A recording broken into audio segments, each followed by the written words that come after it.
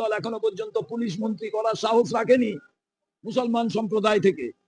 মুসলমান সম্প্রদায়ের যারা ইয়াং জেনারেশন, তারা কেন প্রশ্ন করছে না? দম নেই কেন? অন্য কোন রাজনৈতিক দলের সরকারে এসে তারা হোম মিনিস্টার করতে পারে না? মোতাহার হোসেন মুরারই থেকে বীরভূমে জিতেছিলেন, তাকে হোম মিনিস্টার করা হয়েছিল। আজকে বলুন না, অন্য কোন একটা রাজনৈতিক দল তারা হোম মিনিস্টারটা করুক মুসলমান সম্প্রদায় থেকে, বুঝবো যে না, সমস্ত সম্প্রদায়কে তারা সমান চোখে দেখেন, ইকুয়ালিটির কথা বলেন, রাইট টু ইকুয়ালিটির কথা বলেন।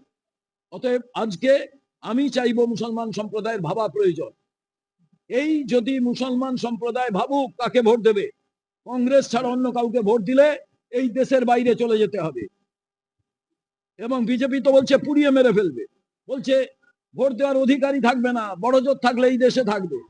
আর তৃণমূল তো বলছিল ওয়াকফ প্রপার্টি নিয়ে, দিল্লিতে গিয়ে করো।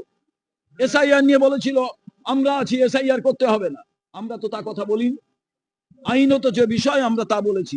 মুসলমান সম্প্রদায়কে ভাবতে হবে যে রাহুল গান্ধী 2029-এ ক্ষমতায় আসবেই, মুসলমান সম্প্রদায়কে রক্ষা করার দায়িত্ব রাহুল গান্ধী নেবে।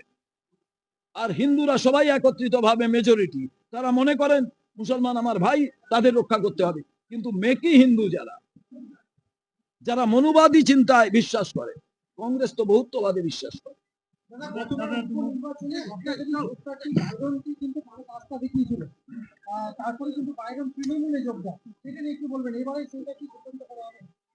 কি সিদ্ধান্ত করা হবে?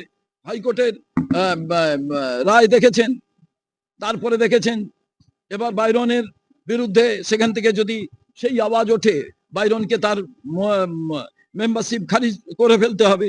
আগামী দিনে মানুষ যারা ভোটার, তারা এই রকম যারা দোকলাওয়ালা প্রার্থী হবেন তাদের কাউকে ভোট দেবেন।